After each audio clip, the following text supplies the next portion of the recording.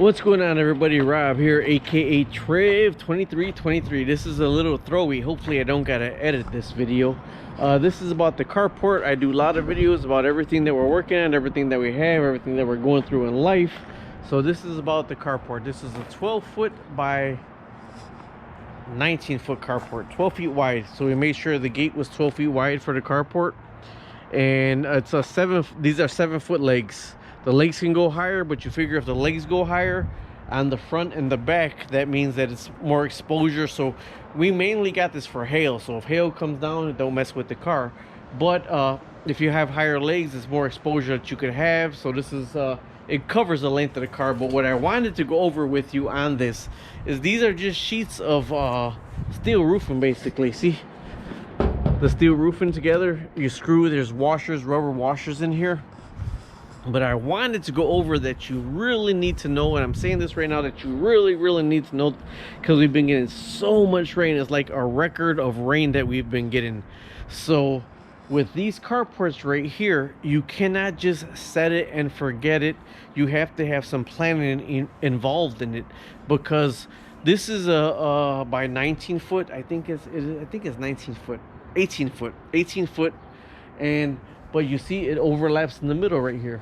This is where it overlaps at. So this panel right here is on this side of this, and then this panel of course is on this side of this, and you see it overlaps going this way. It overlaps. This one is on top, this was put on first, and this was put on second. And why you need to know that, and why you need to know planning ahead of time, is for slope. Okay, with all the rain and the water, you have to make sure your carport is sloped away from your house, or away from what you don't want to get wet. Because the carport, you figure that's 12 feet wide.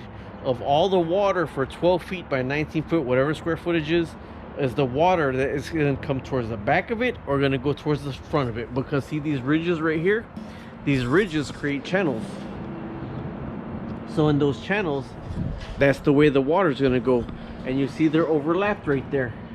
So the water is going to go whichever way. So you see this, our yard was sloped wrong, where we actually had to put bricks on the bottom of one end, and then we nailed in between the two bricks in order for us to get the proper slope to go outward. Okay, on top of the proper slope, it's overlapped this way. So then this way, if the water is running down this way, just if you think of it like a gutter, if the water is going to run down this way, you have to have it where the water is going to run off of this and not collect underneath here. Now also on top of that, they give you their own like a little roll of it's like a little putty actually that you're supposed to put in between there. Truthfully, I do have one little leak on this thing right here, and it's annoying. It is annoying, but what I personally should have done ahead of time is I should have just had, I always buy the best caulk, the 25-year caulk, the 35-year caulk. I would have bought the best caulk there was, and I would put the biggest bead ever. If it was 5 tubes, the biggest bead ever in this overlap right here is basically what I would have done. Now after the thing, you can actually repaint these, and there's a really thick piece of rubber that you could buy. And the thick piece of rubber, you have to, there's a lot of ridges in here, so it's a hard thing to get it completely sealed.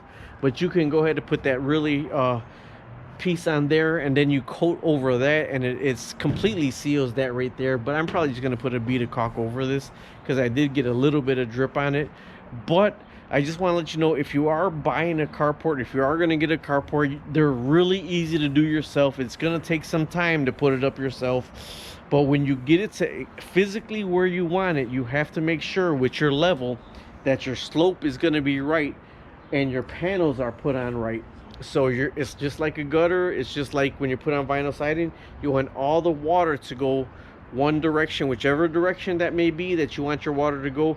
You have to make sure you have the slope, and if you have the slope going the right way, if this panel was put on top of this one, all that water would have been building up. Like if this slope was wrong, all the water would have been going inside of this the opposite way, and we would have a ton more problem.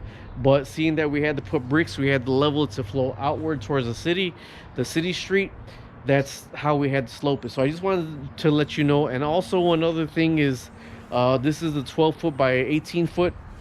I skimped. I should have got the 12 foot all the way. So if you are gonna get one, just get the biggest one that you want at that moment. If you've got to upgrade or whatever, it's so much easier just to that 7 foot difference right here, and that's 7 feet of dead space right now. My son got a littler car where he could squeeze in there if we need to get an extra car here, but it's like 7 feet of dead space. But if we just bought the big one, basically you could kind of jockey 2 cars in the position right underneath there and it would have been fine. All right, either way, I just want to let you know that if you're buying a carport, if you're buying a temporary shelter or whatever, make sure you get your proper slope right. Now this one right here is just temporary, although we are probably going to get rid of it.